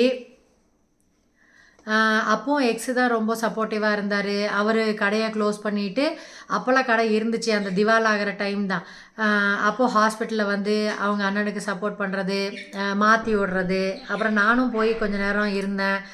மாமியார் எல்லாருமே சேர்ந்து அவங்களுக்கு சப்போர்ட் பண்ணால், அவங்க தங்கச்சியில் வந்துட்டாங்க, அவங்க பாட்டியில் வந்துட்டாங்க. அப்போவும் இப்படி ஐயோ இவ்வளோ கஷ்டப்பட்டுருக்காங்களே அப்படின்ட்டு பாவமாக இருந்துச்சு. கேஎம்சிஹெச்லேயோ கேஜிலேயோ இருந்தாங்கன்னு நினைக்கிறேன். ஒரு வாரம் இருந்திருப்பாங்க. இன்குபேட்டரில் குழந்த இருந்துச்சு. ஃபீட் பண்ணுறதுக்கு போகிறதெல்லாம் பாவமாக இருக்கும். இப்படி சிசேரியன் பண்ணியிருக்காங்க போகிறாங்களே அப்படின்ட்டு. அப்போ எனக்கு டெலிவரியே ஆகலை ஆக்சுவலி. ஆனால் எனக்கு அப்படி பாவமாக இருக்கும் அவங்களே. அப்போது நான் அவங்களுக்கு நல்லது தான் நினச்சிருக்கேன். ஆனால் ஃபேஸ்புக் வந்ததுக்கப்புறம் நான் ஒரு இன்சிடெண்ட் சொன்னேன்ல, ஃபேஸ்புக் வந்ததுக்கப்புறம் ஒரே ஒரு கமெண்ட்டு, இப்படியெல்லாம் ஃபோட்டோ போடுறதுனால தான் சமைக்கிற கொழுந்தனாருக்கு வந்து விதவிதமாக சாப்பாடு கிடைக்குது அப்படின்னு தேவையில்லாத ஒரு கமெண்ட்டை வந்து போட்டு, கொழுந்தனாருன்னு சொல்கிறனால மற்ற ஜென்ஸுக்கெல்லாம் வந்து இவங்களோட அண்ணன், இவனோட ஹஸ்பண்டோட அண்ணன் ஒய்ஃபு அப்படின்னு அவங்க ப்ரொஃபைலை போய் செக் பண்ணேன். மற்ற ஜென்ஸு அவங்களுக்கு போய் உங்கள் ஹஸ்பண்ட் வந்து கொஞ்சம் வெள்ளை முடியோடு இருப்பார் எங்கள் மச்சான், அதனால உனக்கு தகுந்த மாதிரி இல்லை, நீ ரொம்ப யங்காக தெரிகிற, அவன் வயசாளி மாதிரி இருக்கான், அவன் ஓல்டு மேன் மாதிரி இருக்கான், சித்தப்பாவா பெரியப்பாவா அந்த மாதிரிலாம் போய் தேவையில்லாத சேட்டிங்கெல்லாம் அங்கே போய் பண்ணியிருக்காங்க போல் இருக்கு அவங்களே. இவங்க என்ன டேஷுக்கு வந்து நானே ஒழுங்காக சமைக்கிறேன், இத்தனை டெய்லரிங் பார்த்து கிளாஸ் எடுத்து பார்லர் நடத்தி பிருத்திவிக்கு டியூஷன் எடுத்து நான் ஒழுங்காக ஒரு நல்ல ஒய்ஃபாக தானே இருந்துகிட்ருக்கேன். எந்த ட்ராமாவும் பண்ண மாட்டேன். எக்ஸை கஷ்டப்படுத்துகிற மாதிரி எனக்கு அங்கே முடியல இங்கே முடியல, நான் பாட்டுக்கு பல்ல கடிச்சிட்டு எல்லாம் பண்ணிட்டு தானே இருக்கேன். அப்போ பேசாமல் இருக்க வேண்டியது தானே. ஆனால் என்ன பண்ணிருச்சு, இன்னமும் எனக்கு ஜீரணமாகாத விஷயம் என்னென்னா, இப்போது என்னோடய ஃப்ரெண்ட்ஸ் வந்து ஜென்ஸு போய் அங்கே கமெண்ட் பண்ணுறாங்க, இல்லைனா பேசுகிறாங்க, அவங்களோட போஸ்ட்டில் போய் கமெண்ட் பண்ணுறாங்க. நீ வந்து நல்ல மனுஷியாக இருந்தால் என்ன பண்ணணும், அவங்கள பிளாக் பண்ணிட வேண்டியதானே, பிளாக் பண்ணி தொலைய வேண்டியதானே. நான் சொல்லியிருக்கேன்ல, தெரியாமல் நம்பர் போட்டு டெய்லி 50 காலு வரியா, 1000 கொடுக்குறேன், 2000 கொடுக்குறேன்னு கேனத்தனமாக பேசி பேசி கால்ஸ் வந்துட்டு இருந்துச்சு. நான் ஒரு நாள் போயிருக்கும்போது பார்த்துட்டு நான் ஜட்ஜ் பண்ணி அவங்க ப்ரொஃபைல் கோத்ரூ பண்ணி இதுதான் பிரச்சனைன்ட்டு நம்பரை ஹைட் பண்ணுங்கள், ஒன்லி மீன் வைங்கன்னு நான் தான் சொல்லி கொடுத்தேன். அப்போ கூட நான் நல்லா தானே செஞ்சுருக்கேன். அப்போ கூட அந்த கிறுக்கச்சி ஏன் எக்ஸிட்ட போய் பற்ற வைக்க, அது என்ன டேஷுக்கு பண்ணணும்? நீ என்னோடய ஃப்ரெண்ட்ஸ் வந்து சொல்கிறாங்கன்னா ஏன்ட்ட தானே வந்து சொல்லணும், இந்த ஆள் இந்த மாதிரி பண்ணுறான், அப்போ நான் அந்த ஆளை போய் திட்டுவேன்ல மெசேஜில், அதை பண்ணியிருப்பேன்ல. அதை விட்டுட்டு என் பிரச்சனையை என்கிட்ட வந்து சொல்லாமல், என் ஃப்ரெண்ட்ஸோட பிரச்சனையை என்கிட்ட வந்து சொல்லாமல் எக்ஸிட்ட 2 பேரும் பெட்ரூமில் அவங்க அங்கேருந்து கால் பண்ணுவாங்க, இவர் இங்கே பெட்ரூமில் இருப்பார், கதவை சாத்திட்டோ இல்லைன்னா குசு புசு குசு புசுன்னு பேசுறது. அது எதுக்கு நீங்கள் பேசுகிறீங்க? நீங்கள் சொந்த கொழுந்தனாராக இருந்தால் கூட என்னையை பற்றி எதுக்கு கொழுந்தனார்கிட்ட போட்டு கொடுக்குறீங்க? அவனே ஒரு சந்தேக பிராணி தானே, எதுக்கு அப்படி போட்டு கொடுக்குறீங்க? அப்புறம் அவங்க அம்மா அப்பா ஜுவல்ஸ் வச்சு ஏதாச்சும் டிரான்சாக்ஷன் அந்த மாதிரி போயிட்டுருக்கு அப்படின்னா எக்ஸ் வந்து அவங்க வீட்டுக்கு கோயம்புத்தூர் போவார், அடிக்கடி போவார் கோயம்புத்தூர். ஆனால் எக்ஸிட் எனக்கு பிடிக்காத விஷயம் என்னென்னா, நான் வந்து வீட்டு விட்டு வெளியவே போகிறதில்ல, எங்கே போனாலும் இவன் கூட தான் போகிறேன். இப்போ இவர் போகிறாருன்னா சொந்தக்காரங்க வீட்டுக்கு போனாலோ இல்லை இப்படி அண்ணியை பார்க்க போனாலோ, அண்ணன் இல்லாத டைமில் போயிருக்காரு அப்படின்னா நான் வந்து தப்பாக சொல்ல, அண்ணி வந்து அம்மா மாதிரி தான். ஆனால் என்கிட்ட வந்து சொல்லாமல, நான் வந்து இப்படி எங்கள் அப்பா சொன்னாங்க, இந்த விஷயத்துக்கு வேண்டி நான் போயிருந்தேன், அதுதானே ஒரு புருஷன் முன்னாட்டிக்கு அழகு. இப்போ நான் இப்போ மச்சான் இல்லாத டைமில் இவன் போயிட்டு வருவான், நம்ம வந்து அதை ட்ரஸ்ட் பண்ணிக்கணும். இதே நான் தனியாக இருக்கும்போது மச்சான் இங்கே வந்தாருன்னா இவன் விடுவானா? இவன் எல்லாத்தையுமே சேர்த்து வைப்பான். அவர் வரப்போக இல்லாமல் இருக்கிறனால நான் அவர்கிட்டலாம் ஜாஸ்தி பேசவே மாட்டேன், அவர் கூட வண்டிலையும் போனது கிடையாது. இந்த அம்மனி தான் இவன் கூட 2 வீலரில் போயிருக்குது, காரில் போயிருக்குது, டெலிவரிக்கு ஏதாச்சும் பர்ச்சேஸ் பண்ணணுன்னா மாமனார் கூட போயிடும். நான் அந்த ஜோலியாக மாமனார் கூடயோ மச்சாண்டார் கூடயோ நான் வண்டியில் ஏறி போனதே கிடையாது. அப்போ நான் என்ன கேட்குறேன்னா, ஏன் அப்படி டிரான்ஸ்பரண்ட்டாக இல்லாமல் இருந்தான்? அப்போது எனக்கு வந்து அது தப்பாக தானே தெரியும். எனக்கு வந்து அவள் வாயாலே வரும். என்னைக்காச்சும் ஃபோன் பண்ணும்போது, அன்றைக்கி கொழுந்து வந்துட்டு போனார், காஃபி குடித்தார், சாப்பிட்டு போனார் அப்படிங்கிற மாதிரி சொல்லும்போது நம்மளுக்கு என்னடா நம்மள்ட்ட சொல்லாமல் போயிட்டு வந்திருக்கான் என்ன? அப்போ நம்மளை ஏன் ஒதுக்கி வைக்கிறாங்க? மாமனார் மாமியாருமே ஏன் ஒதுக்கி வைக்கிறாங்க? நகை கடனாக இருந்தாலும் சரி, பணம் கட்டுற விஷயமா இருந்தாலும் சரி, எதுனாலும் என்கிட்ட சொல்ல வேண்டியதானே. நான் வந்து தனி கொடுத்தன வந்துட்டேன்னா, நான் வந்து பிடிவாதமாக நான் தனி கொடுத்தன வரலையே. நீங்கள் எந்த ஆப்ஷனும் இல்லாமல், என் வாழ்வாதாரமே இல்லாமல் இருக்கும்போது நான் என்னோட குழந்தையோட சேஃப்டி, என்னோட சேஃப்டி, என் ஹஸ்பண்டோட சேஃப்டி பார்த்துட்டு தானே வந்தேன். நான் வந்து நீங்கள் எனக்கு சோறு போட்டு என் ஹஸ்பண்ட் அங்கே சம்பாரிச்சிட்டு இருந்திருந்தா, ஒரு 15 ரூபா சம்பாரிச்சிட்டு இருந்திருந்தா கூட நான் வந்திருக்கவே மாட்டேனே தண்ணி கொடுத்தனும். அது என்னோடய ஃபால்ட்டு கிடையாதுல்ல. நீங்கள் தானே சுச்சுவேஷன் உருவாக்குனீங்க. நீங்கள் தானே வந்து காசு இருக்க திமிரில், அந்த பென்ஷன் இருக்க திமிரில் நீங்கள் வந்து பையன் தேவையில்லை, மருமக தேவையில்லை நீங்கள் தானே நினச்சிங்க. அதுக்கு நான் எப்படி பொறுப்பாக முடியும்? அப்போ அது கொஞ்சம் எனக்கு பிடிக்காது ராகுலே. இவங்க இந்த வேலையை பண்ணியிருக்க வேண்டாமே, எதுக்கு அவர்கிட்ட சீக்ரெட்டாக பேசணும், இன்னும் எரியிறதுல இன்னும் எதுக்கு பெட்ரோல் ஊற்றுற மாதிரி பண்ணணும்? அப்படி இருந்தும் நான் வந்து ஒரு நாள் நைட்டில் வந்து அவங்க தான் என்கிட்ட ஷேர் பண்ணாங்க, அந்த மச்சான் ஒய்ஃப் தான், உங்கள் அண்ணன் தானே கூப்பிட்றேன், உங்கள் அண்ணன் வந்து லேட்டாக தான் வருவார், 9:30 10 சில டைம் வர்றதுக்கு அப்படின்னு சொல்லும்போது, நான் வந்து நிறையா சொந்தக்கார பசங்களாம் இருக்காங்க, அவங்கள்ட்டெல்லாம் ஜாலியாக பேசிகிட்டு இருப்பேன் அப்படின்னு சொல்லுவாங்க. அது நான் ஒரு நாள் என் மேலே நீ இவ்வளோ சந்தேகப்படுறல, சோஷியல் மீடியா ஃப்ரெண்ட்ஸ்கிட்ட நான் இவ்வளோ பேசுகிறேன்னு சந்தேகப்படுறல, அப்போ உங்கள் அண்ணி இந்த மாதிரி தான் பேசுகிறாங்க, ஃப்ரீடம் கொடுத்து வச்சுருக்காங்களா உங்கள் அண்ணி, அவங்க அம்மா வீட்டுக்கு கொஞ்சம் இங்கேருந்து 2-3 hours போகிற அளவுக்கு ஜேர்னி, அவங்க தனியாக தானே போயிட்டு வராங்க, குழந்தைய கூட கூப்பிட மாட்டாங்க, குழந்தைய மாமியார் வீட்டில் விட்டுட்டு மோஸ்ட்லி அவங்க தனியாக தான் போயிட்டு வருவாங்க கல்யாண ஃபங்க்ஷனுக்கெலாம். அப்போ நம்பிக்கையோடு தானே அனுப்புகிறாரு உங்கள் அண்ணன். ஒரே வயிற்றில் பிறந்துட்டு உங்கள் அண்ணனுக்கு மட்டும் இவ்வளோ நம்பிக்கை இருக்குது, ஆனால் உங்களுக்கு மட்டும் ஏன் நம்பிக்கை இருக்க மாட்டேங்குது அப்படிங்கிற மாதிரி கேட்டால், அவங்க அண்ணியுமே வேற ஒரு வேர்டு தான் சொல்லி கூப்பிட்டாரு. ஆனால் அவங்க முன்னாடி கூப்பிடல, அவங்க முன்னாடி கூப்பிட்ருந்தா பல்லு உடச்சி விட்ருப்பாரு மச்சான், அது வேறு விஷயம். ஆனால் எக்ஸுக்கு வந்து அவங்க அம்மாவை தவிர வேறு எல்லா பொம்பளைங்களுமே தான், பச்சை அப்படின்னு சிம்பிளாக ஒரே வார்த்தையில், அது என்ன பேரில் இருந்தாலும் பரவாயில்ல, அவங்க வந்து பச்சை. ஏதாச்சும் அகெயின்ஸ்டாக சொல்லிட்டோம் அப்படின்னா, அவர் ஈகோவை இடிச்சிட்டோம் அப்படின்னா பச்சை, அவளே ஒரு பச்சை, இவளே ஒரு பச்சை, நீயே அப்படி தான் பேசி பேசி சாகடிச்சு உட்காண்ட்ருப்பான். பாவம் இப்போ எந்த பச்சைத்தையும் இல்லாமல், இல்லை ஊர் ஃபுல்லாக பச்சை தேவை தேடிட்டு அவங்க கூட குடும்பம் நடத்திட்டு இருக்கானோ என்னமோ தெரில. தெரில வரவங்களே. இது இது எனக்கு பிடிக்கல. அவங்களோட இன்டர்ஃபேரன்ஸ் வந்து பிடிக்கல. தனியாக என்னை ஒதுக்கி வைக்கிறது பிடிக்கல. அவங்க அண்ணா அண்ணிட்ட ஷேர் பண்ணுறாங்க. என்கிட்ட நான் என்ன தப்பு பண்ணேன்? என்கிட்ட ஷேர் பண்ணாமல் இருக்கிறதுக்கு எதுனாலும் ஃபேமிலி மேட்டர்ஸு. அவங்களும் தானே தனி கொடுத்துன்னு வந்துட்டாங்க. நான் தனி கொடுத்துன்னு வந்தேன், சரி எனக்கு பிரச்சனை. அவருக்கு அங்கே வேலை இருந்துச்சு, இவங்க எதுக்கு தனி கொடுத்துன்னு வந்தாங்க? அவர் நல்லா தான் சம்பாதிச்சிட்டு இருந்தார், அவங்க எதுக்கு தனி கொடுத்துன்னு வந்தாங்க? 2 பேருமே தனி கொடுத்துன்னு வந்திருக்கோன்னா அவங்க மட்டும் ஃபேமிலி மேட்டர்ஸ் எல்லாம் தெரிஞ்சுக்குவாங்களாமா, ரொம்ப க்ளோஸாக இருப்பாங்களாமா. கௌரி நோம்பு எடுக்கும்போது அந்த மேடம் வந்து முடிஞ்சால் 2மே அவங்க தான் சாமிகிட்ட எக்ஸ்ட்ரா வரன் வாங்கிக்கலான்ட்டு பறப்பாங்க. நான் பார்ப்பேன், நான் கெஞ்சிட்டுலாம் இருக்க மாட்டேன். எங்கள் மாமியாரா நீ போகும்போது போ, வரும்போது இவ எடுத்துகிட்டு வரணும் அப்படின்ட்டு அதை பிரித்து கொடுப்பாங்க. அந்த பாத்திரத்தை தூக்கிட்டு வர்றதுக்கு கூட இவ்வளோ லொல்லு பண்ணிகிட்டு இருக்கோம் அந்த மச்சான் ஒய்ஃபு. மச்சாண்டாருக்கு இதெல்லாம் தெரியாது, சோஷியல் மீடியாவில் என்ன நடந்துச்சு வச்சுச்சுலாம் தெரியாது. அப்புறம் நான் தான் இப்படி நம்பர் கண்டுபிடிச்சி சொன்னேன் வச்சேன்ட்டு. நான் நல்லது பண்ணதை மச்சான்ட்ட சொன்னாங்கன்னா நான் கிரேட் ஆகியிருந்திருப்பேன்ல.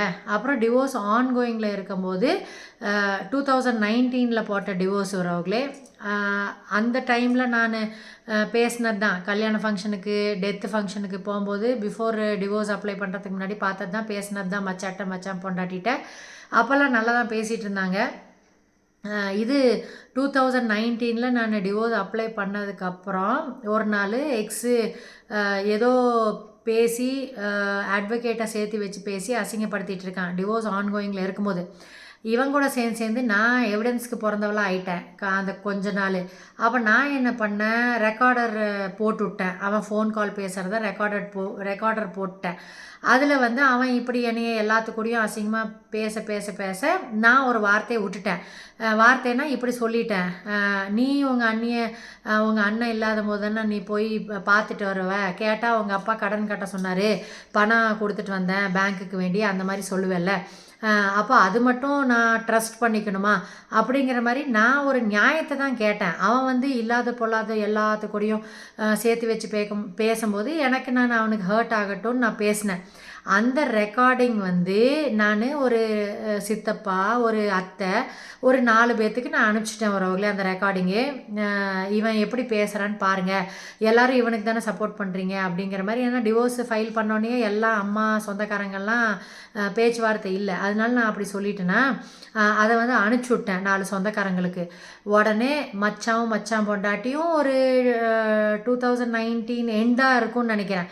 அப்போது ஒரு நாள் மச்சான் நம்பர்லேருந்து ஃபோன் வருது. ஃபோன் வந்துட்டு காச் மூச்சுன்னு எங்கேயோ ஃபாரின் வரைக்கும் அந்த வாய்ஸ் போயிடுச்சு. எல்லா பக்கமும் வைரல் ஆகிடுச்சு. உடனே அதில் நான் அவங்க பேரும் ஒன்றும் உங்கள் அண்ணி அப்படின்னு மட்டும்தான் சொல்லியிருந்தேன், பேர்லாம் சொல்ல. அப்போ இவங்களுக்கு ஏன் அவ்வளோ ரோஷம் வருது, நான் வந்து சைபர் போவேன், நான் போலீஸில் போய் கம்ப்ளைண்ட் பண்ணுவேன் அப்படி இப்படின்ட்டுருந்தாங்க. அப்போ நான் மச்சான்ட்ட வந்து இதை தெரியப்படுத்துகிறேன், உங்கள் பொண்டாட்டி வந்து இவன் சந்தேகத்தை இன்னும் இன்க்ரீஸ் பண்ணுறதுக்கு ஃபேஸ்புக்கில் நிறையா இவங்க 2 பேரும் பேசிகிட்டே இருந்தாங்க. ஃபேஸ்புக்கு பிரச்சனையை பார்த்து அந்த எச்ச வேலையை எதுக்கு பார்த்தாங்க உங்கள் பொண்டாட்டி அப்படின்னு நான் அதனால தான் நான் இந்த மாதிரி சொன்னேன். அப்புறம் நீங்கள் இல்லாத டைமில் தானே மோஸ்ட்லி அவர் வருவார், ஏன் நீங்கள் வேலையை விட்டு வந்ததுக்கப்புறம் வரலாம்ல, சண்டே பார்த்து போக வேண்டியதானே அப்படின்னு நான் கேட்கும்போது அதை நான் பேச வரேன் உறவுகளே. இந்த ஃபேஸ்புக் மேட்ரு உடனே டப்புன்னு மச்சான் பொண்டாட்டி எங்கடா கூட்டு தெரிஞ்சிட போது, மச்சான் திட்டுவார்ல, அவர் வந்து ஓரளவுக்கு நியாயம் பார்த்து தான் போவார், அதனால் திட்டிடுவார் அப்படின்னு புடக்குன்னு வச்சிருச்சு. அப்புறம் நான் ஆனந்திட்ட சொன்னேன், இந்த மாதிரி மச்சான் ஃபோன் பண்ணார், இந்த மாதிரி பேசினாங்க, அப்புறம் நான் சொல்ல வந்தேன், கரெக்டாக வச்சுட்டாங்க அப்படின்ட்டு. அப்புறம் அதுக்கப்புறம் நான் மீட் பண்ணல. அப்புறம் இன்னொரு விஷயம், நானும் எக்ஸும் டிவோர்ஸ் ஃபைல் பண்ணியிருக்கோம்ல உறவுகளே. பிருத்திவியை வந்து வலுக்கட்டாயமாக பொள்ளாச்சி அவன் போயிருக்கிற டைமில், தீபாவளி டைமில் நான் வந்து வீட்டுக்கு கூப்பிட்டு போகிறேன் அப்படின்னு என்கிட்ட கேட்டார். பிருத்திவி வந்து அங்கே போகிறானாமா அப்படின்ட்டு ஃபோனில் சொன்னார். அப்போ சரி போட்டோம், பெரியப்பா தானே அப்படின்னு சொல்லி அனுப்பிச்சுட்டேன் உறவுகளே. சரியா, டிவோர்ஸ் ஆன்கோயிங்கில் இருக்குது. 2019 3rd டைம் போட்ட டிவோர்ஸ். அப்போது இந்த பொம்பளை எதுக்கு தெரியுமா என் பையனை கூப்பிட்டுருக்கு, அவனுக்கு பையன் இருக்கான்ல, பெருசாக கொஞ்சம்லாம் மாட்டாங்க. நானும் ஒரு நாள் போய் தங்கியிருக்கேன் அங்கே. முன்னாடி நல்லா இருக்கும்போது நானும் போய் தங்கியிருக்கேன். அப்படிலாம் அந்த பையனை வந்து ரொம்ப நான் பிருத்திவியை டேக் கேர் பண்ணுற மாதிரிலாம் பண்ண மாட்டாங்க. ஓட்ஸ் வச்சே காலையில் ஓட்டிடும் பிரேக்ஃபாஸ்ட்டுக்கு. எனக்கு அந்த அந்த இங்கே நோகுது அங்கே நோகுதுன்ட்டு டிமிக்கி அடிக்கும் சமையலுக்கு. ஆனால் பிருத்திவியை கூப்பிட்டு போயிட்டு பிருத்திவி முன்னாடி அந்த பையனுக்கு ஊட்டுறது என்ன, புருஷனும் பொண்டாட்டியும் கொஞ்சறது என்ன. ஒரு நாள் நைட்டு அவன் இருந்தான் அவர்களே. இருந்துட்டு அடுத்த நாள் எங்கள் வீட்டில் தான் கொண்டு வந்து இறக்கி விட்டார். அப்போ இவன் வந்து என்கிட்ட அழுதுட்டு சொல்கிறான், அம்மா நீங்கள் 2 பேரும் இப்படி டிவோர்ஸ் அப்ளை பண்ணியிருக்கீங்கள, பெரியம்மா வீட்டுக்கு போனேன், இவ்வளோ நாள்லாம் அப்படி பெரியம்மா ஊட்டி விடவோ எதுவுமே பண்ண மாட்டாங்க, அவனுக்கு நார்மலாக தான் இருப்பாங்க. ஆனால் இந்த தடவை ரொம்ப கொஞ்சி கொலாவிட்டு இருந்தாங்க. எனக்கு வந்து ரொம்ப நீங்களும் அப்பாவும் என் கூட தானே தூங்குவீங்க, அப்போ நம்ம பேசுனது அதெல்லாம் எனக்கு ரொம்ப ஞாபகம் வந்துச்சு. அப்போ எனக்கு அழுக வந்துருச்சு. அந்த மாதிரி இவன் வந்து சொல்கிறான் அவர்களே. அப்போ இதெல்லாம் தேவையா? நான் என்ன சொல்கிறேன்னா, நான் நல்லவ, என் சைடில் தான் எல்லாமே நல்லதாக நான் பண்ணியிருக்கேன் அப்படின்னு நான் சொல்ல வரல. நான் தான் நல்லவ, நான் தான் கிரேட் அப்படின்னு சொல்ல வரல. அவங்க மச்சாண்டார் ஒய்ஃபை நான் மட்டமும் தட்டலை. என்ன நடந்துச்சோ அதுதான் சொல்லியிருக்கேன். ஒரு புருஷன் பொண்டாட்டி பிரியிறாங்கன்னா அண்ணனும் அண்ணியாக இருந்துட்டு நீங்கள் வந்து பிரியாமல் 2 பேரும் எஜுகேட்டட் தான், அவங்களும் எஜுகேட்டட் தானே, கூப்பிட்டு கவுன்சிலிங் கொடுத்துருக்கலாம். 2 பேர்த்தையும் கூப்பிட்டு கவுன்சிலிங் கொடுத்துருக்கலாம். என்ன பிரச்சனை என்ன ஆச்சு அப்படின்னு கேட்டிருந்துருக்கலாம். மாமனார் மாமியார்ட்டையும் கூப்பிட்டு போய் பேசியிருந்துருக்கலாம். ஃபேமிலி உடையறதுக்கு வந்து புருஷனும் பொண்டாட்டி மட்டும் காரணம் கிடையாது. என்றைக்குமே ஒரு ஹஸ்பண்ட் ஒய்ஃப் வந்து டிவோர்ஸ் வரைக்கும் போகிறாங்க, செப்பரேட் ஆகுறாங்க, டிவோர்ஸ் வாங்கிட்டாங்க, டிவோர்ஸ் அப்ளை பண்ணியிருக்காங்கன்னா வெறும் அவங்க 2 பேர் காரணம் கிடையாது. சுற்றி இருக்கிற சொந்தக்காரங்க, சுற்றி இருக்கிற மாமனார் மாமியார் மச்சான் எல்லாருமே அதில் இன்வால்வ்டு தான். அவங்கவுங்க ஒரு பர்சன்டேஜ் போட்டிருந்தாங்கன்னா கூட நாங்கள் பிரிஞ்சிருக்க மாட்டோம். அப்போது நீ வந்து ஒரு குழந்தைய கூப்பிட்டு போயிட்டு இந்த மாதிரி பிரிஞ்சிருக்கிற டைமில் அவனை கொஞ்சி கொலாவி இருந்தால் அது வேறு விஷயம். என்னையை நல்லா பார்த்துக்கிட்டாங்கன்னு வந்து பிருத்திவி சொல்லியிருப்பான். ஆனால் பிருத்திவி முன்னாடி அந்த குழந்தைய ஓவராக கொஞ்சிட்டு உட்காண்ட்ருந்தா இவனோட அம்மா அப்பாவே பிரிஞ்ச நிலமையில் இருக்கும்போது அவனுக்கு வலிக்கும்ல. எதுக்கு அந்த எச்ச புத்தி எதுக்குடி? இது பார்த்துட்டு தான் இருப்பா. உனக்கு எதுக்குடி இந்த எச்ச புத்தி? நான் நல்லவன் நான் சொல்ல வரல. ஆனால் நீ வந்து நல்லவங்கிற பேரில் இவ்வளோ நாள் உலாத்திட்டு இருக்கல, உனக்கு கர்மா வரும். நீ எனக்கு பண்ணதுக்கு நீ எதுவுமே பண்ணல, என்னோடய லைஃப்பை கெடுக்கிறதுக்கு எதுவுமே பண்ணலன்னு நீ நினச்சிட்ருக்கியா? நீ நிறையா பண்ணியிருக்க, அதுக்கு இனி வரும். இனி என்னோடய டேர்ன். 2026லேருந்து என்னோடய டேர்ன். சரியா? எங்கள் அம்மாவோட சொந்தக்காரங்க யாரெல்லாம் என்னை முதுகில் குத்திட்டு இருந்தாங்களோ அவங்க எல்லாத்துக்கும் சொல்கிறேன், இவ்வளோ நாள் சாமி வந்து என் வாழ்க்கையில் விளாண்டுருந்தாரு, எல்லாம் முடிஞ்சு போச்சு. கத்தம் கத்தம். சரியா? கத்தம் கத்தம். இனிமேல் உங்களோட டேர்ன். யாரெல்லாம் என்னைய என் எக்ஸை முதுகில் குத்துறதுக்கு ட்ரை பண்ணிங்களோ, இன்னும் பிரிக்கிறதுக்கு கேம் விளாண்டிங்களோ அவங்க எல்லாத்துக்கும் இனி கர்மா உங்களுக்கு ரிட்டன் அடிக்கும். வெயிட் பண்ணி நான் பார்க்க போகிறேன். என்ஜாய். சரியா? தேங்க்யூ ஃபார் வாட்சிங் உறவுகளே. பாய் பாய். இன்னும் 2 எபிசோட் நிறையா நோட்டில் எழுதி வச்சுருக்கேன். இன்னும் 2 எபிசோட் மட்டும் வரும். திருப்பி என்னென்ன அப்படின்ட்டு பார்த்துட்டு கொஞ்சம் போரிங்காக தான் இருக்கும்னு நினைக்கிறேன். இந்த எபிசோட்லேருந்தே கொஞ்சம் போரிங்காக தான் இருக்கும். ஆனால் பரவாயில்ல, இதெல்லாமே நான் சிலதெல்லாம் சொல்லணும் அப்படின்னு நினச்சேன். அதனால தான் இந்த எபிசோட் போட்டிருக்கேன். எபிசோட் 28 பாருங்கள், என்ஜாய் பண்ணுங்கள். பாய் பாய். 30th எபிசோட் வரைக்கும் வந்துடும். பாருங்கள், லைக் பண்ணுங்கள், ஷேர் பண்ணுங்கள், ஹைப் பண்ணுங்கள் உறவுகளே. அப்புறம் கர்மா சீக்கிரம் அடிக்கட்டும். எதுவுமே பண்ணாமல் நான் உண்டு என் வாழ்க்கை உண்டுன்னு போகும்போதே எனக்கு இத்தனை இல்னஸ் கொடுத்து, இத்தனை பிரச்சனையை கொடுத்து, தலைவலி கொடுத்து வாழ்க்கையை வந்து இப்போ தான் கொஞ்சம் பீஸ்ஃபுல்லாக மாற்றிருக்கார் ஆண்டவன். அப்போ இவங்களுக்கெல்லாம் தர்மடி கொடுப்பார் இதுக்கு மேலே. சரியா? பாய் உறவுகளே. Good night.